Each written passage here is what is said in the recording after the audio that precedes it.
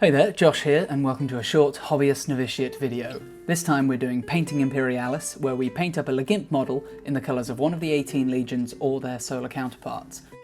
We're aiming for these videos to be beginner friendly, but hopefully introduce a few intermediate techniques along the way. In this video I'm going to be looking at the 9th Legion, the Blood Angels. So grab a hot drink and a biscuit and let's dig in. Starting this scheme off, as many of these have started off, with a good heavy dry brushing of white scar.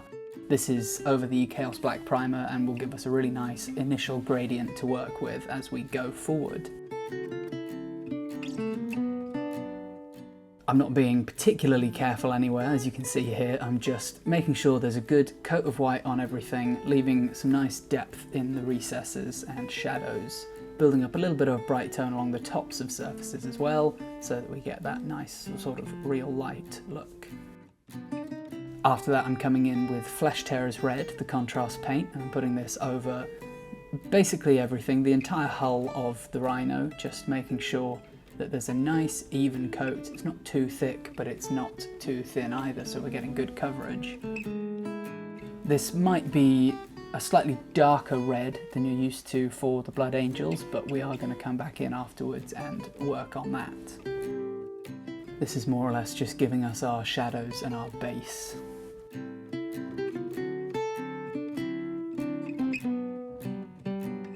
Here we go, coming in now with some Evil Sunz Scarlet, and this is going to dry brush very heavily over everything again, giving us a brighter, more vibrant red and just filling out the rest of the model.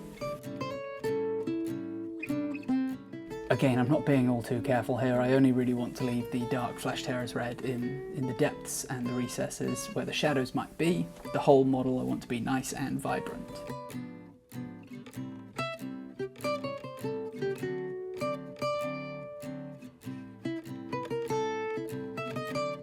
Once that's done, I decided that actually I wanted the exhaust sort of armour on the sides there to not be the same colour, and I thought it'd be nice to bring in a little bit of the black that Blood Angels often have in their scheme, so I'm using some Abaddon Black, nicely thinned down, and just working this around on certain areas.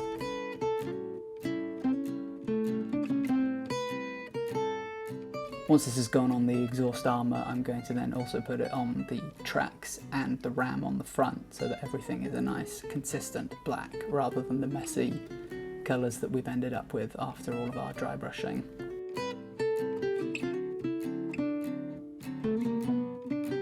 The weapons also get a nice little coat of Abaddon Black here too, making them stand out nicely from the rest of the red.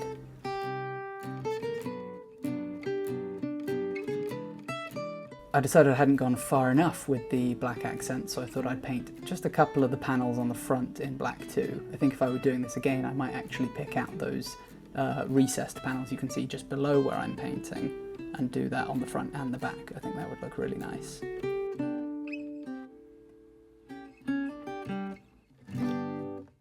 The trick with painting models like this is just making sure you have a really good tip on your brush, not too much paint, and just gently going in there and working nice and slowly, steadying your hands carefully against whatever you can, and just breathing nice and evenly and not rushing.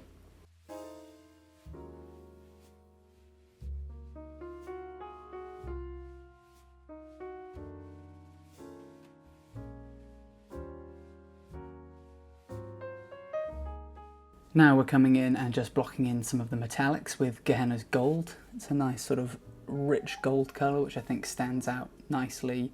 It sort of fits in keeping with the palette we've used, but has a bit of distinction from the red and the black. Gives them that nice regal looking accent that the Blood Angels are known for. I wanted to have some metallics on here, but I didn't want to go overboard, so rather than painting the entire ram with Leadbelcher, I'm just stippling it on with a round dry brush. I think this sort of gives us a nice chipped and textured feel without being over the top on the metallics, keeping them slightly more subtle on this model.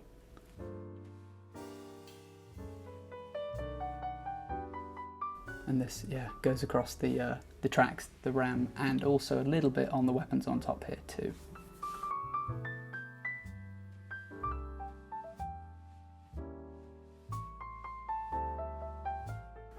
After that, I was trying to work out which orange I wanted to use for the highlight. I wanted something that was really punchy, but still a little bit red, still fitting in with that sort of classic Blood Angel scheme. So I went with the Troll Slayer orange there on the left. And this I'm coming along, I'm doing almost an edge highlight, but not a full edge highlight. I'm sort of picking out all the raised surfaces with chips just by tapping my brush along the edge. There are a few there that you can see that are a little bit too big and round, but I get into it later on. Here, we're just working along the edges with the tip of the brush, just bringing out those highlights, but also making it look like there's some weathering and damage to the model too.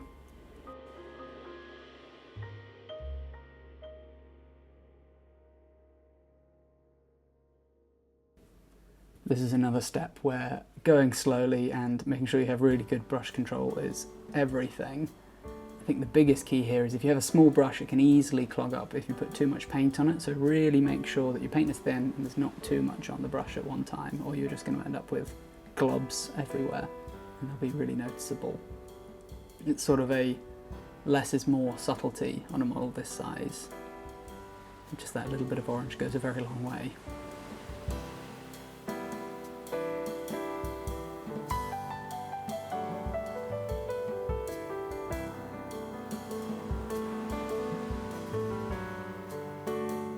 I quite enjoy this style of painting. It's almost an heavy metal paint job, but not quite. You're sort of using the highlights to create texture as well, which I think is a really nice way of doing a bit of a double purpose for the paint job.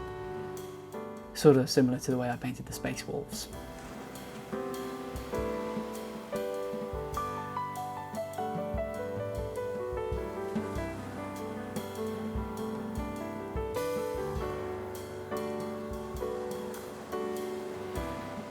And we're just working very methodically, very carefully around every surface, every side of the rhino, doing one little bit at a time, making sure that everything has had just the right amount of orange.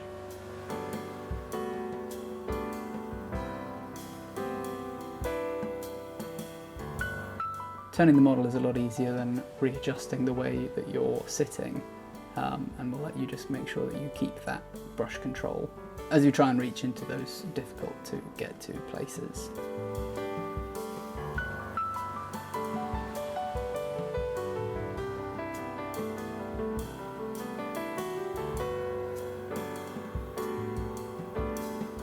Coming around the edges of the guns here, I wanted these to be particularly chipped.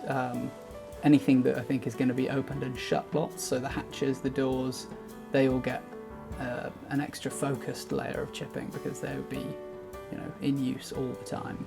Really using this stage to help grime it up and weather it down.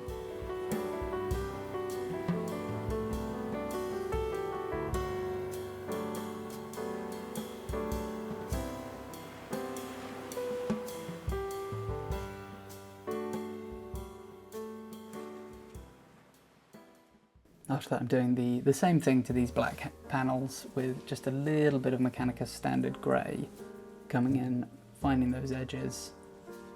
Not too much here, but just a little bit to help them feel like they're just as chipped and weathered as the rest of the rhino. Once that's done, we're coming in with a wash. This is another oil wash I'm using here. I think it's actually a mix of Starship Filth and Raw Umber, so it's a bit of a brown, bit of a deep, dark, muddy grey, just to get into all of those depths and make it look really dirty and give it some nice definition. I do really love oil washes. I feel like it's something I want to try lots more of and really refine the process, because I think there's plenty of scope to get better with these. I have also put on, you can see just about some decals there, but the Blood Angels ones only come in black, which doesn't really stand out very well against the red of the hull. Here's the finished result. I'm relatively pleased with this one. I do think the edge highlighting might be a little over the top in some places, but again, when you look at it really close, you're always going to see that sort of thing, but when it's sat on the table in front of you, they're so small, the models, that you get away with quite a lot, and it does look really nice at arm's length.